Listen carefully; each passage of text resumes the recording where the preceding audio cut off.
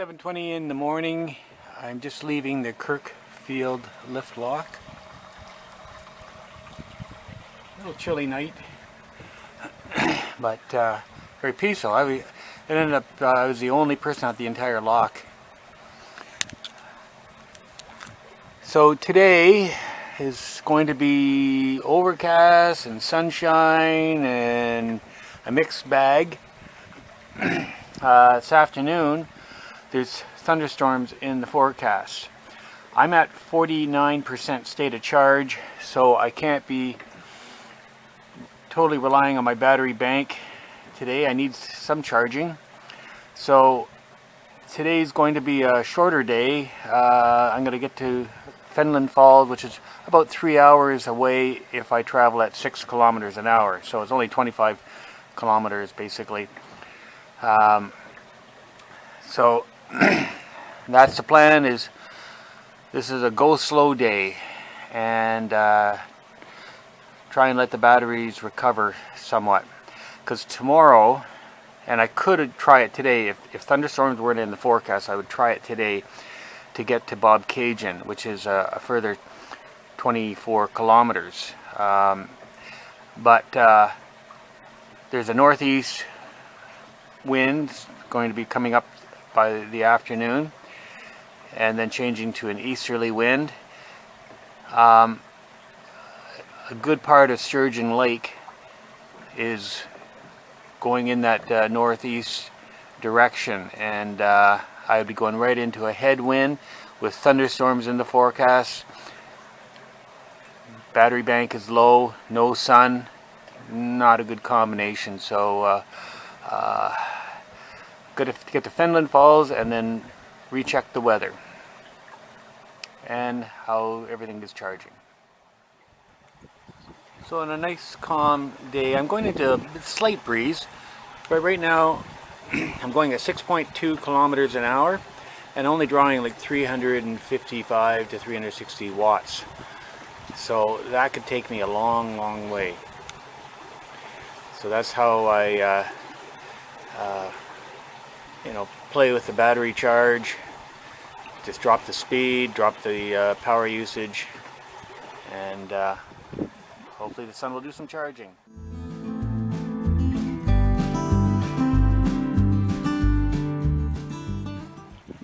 So you can see the layers of limestone here at canal coming out of Kirkfield. And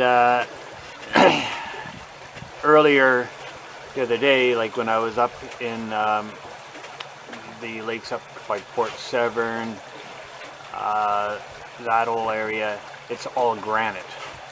And the division point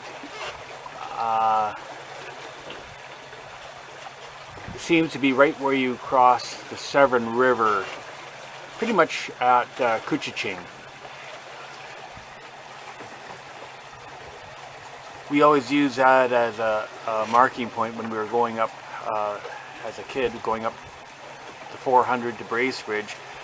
As soon as we cross the Severn River, you notice a big change in the topography. The granite, the trees, the hills, everything. So at Couchiching there was some rock walls there that were all limestone, and I was wondering, well, where did they get the limestone from? Well, not too far from there. I mean, this isn't that great a distance, and so even though in the Couchiching area it's pretty much granite, it's not very far until you get to limestone. So the last lake we were on is actually Kirkfield Lake, not Mitchell Lake. This is Mitchell Lake, a little bigger. And that northeast wind is starting to come right at me. I think that'll change when I get onto Balsam. That'll assist me to some degree anyways. Another thing to be aware of is that now the buoys have green on the right, red on the left. Alright, so that means we're going downstream now. Well, actually, we're going on to Balsam Lake. which is at the top of the Trent Severn. It's the highest point. But as soon as we hit the Rosedale Lock, we are heading downstream. But anyway, they've got the markers already set. Green on the right, red on the left, as if you're going downstream.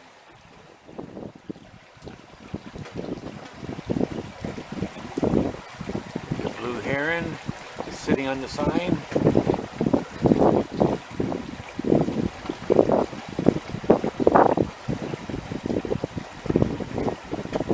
I guess I disturbed him.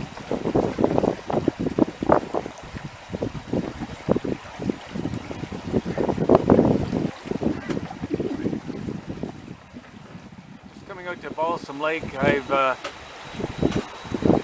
increased the speed to 8.7 kilometers an hour, drawing just over 1,000 watts, because there's a boat that wants to enter the canal, and I guess I feel it's just too crowded. We could pass, but I think they're being cautious, so I just accelerating a little bit just to get out of here and let him in. Heading down in that direction shortly.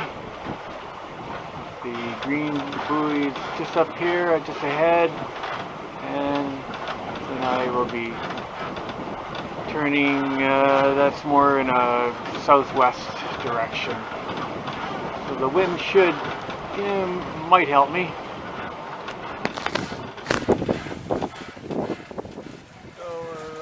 Finished Balsam Lake, and we'll be going into the canal that takes you into Rosedale.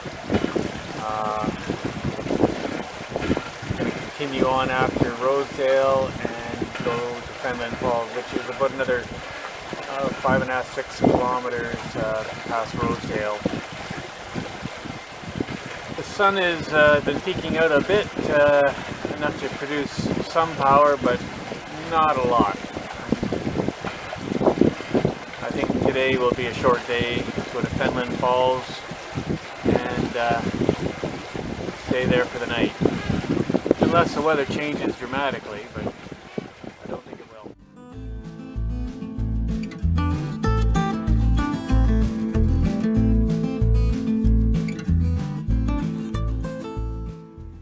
And we're just exiting Rosedale Lock.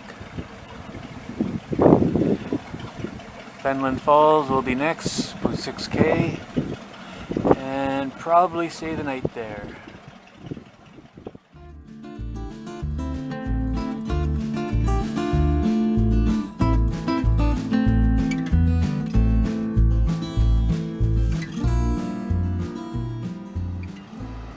So I'm at Fenelon Falls at the bottom of the lock. Having just passed through it, I decided I'm going to stay here for the night. Now it's only 11:30 in the morning, but they're predicting thunder showers later this afternoon. I'm only at 41% state of charge. The next couple of days are going to be a little bit overcast, so I figured, well, I better take a day and charge up. But this is a very beautiful little area, and so I think I'm going to go in and explore the town and maybe go out for dinner tonight. This is very nice.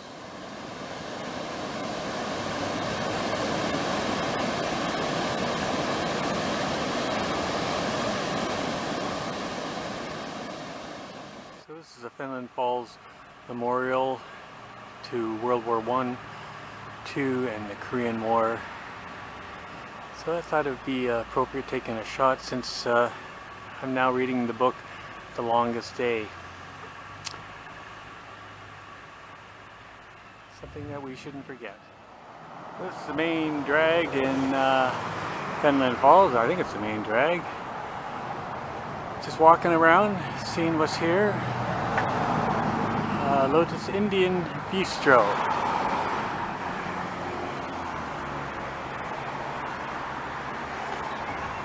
There is a pub I saw it called Murphy's and it was just packed, so I think that's got to be a good sign. Of course, it's only noon hour. I don't have to go there yet.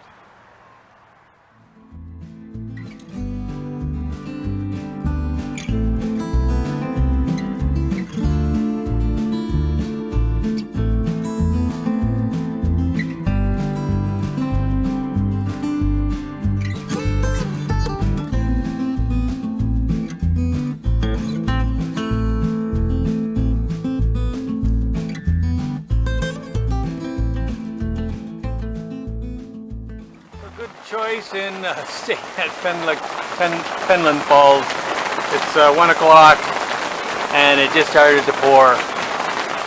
So yeah, good decision. Well, I'm at Fenelon Falls and I'm going to stop here for the day. Even though it's only 11:30 in the morning, I left at 7:20. There's thunder showers projected for this afternoon, later this afternoon. My battery bank is at about 41%. So I need a good charge up day anyway. So I thought, well, this would be a good charge up day because the next couple of days there's going to be some overcast weather and I need to make sure I've got a full battery bank to get through that all. So I'm going to go and explore the town. Maybe go out and have a burger and a beer. Talk to you later.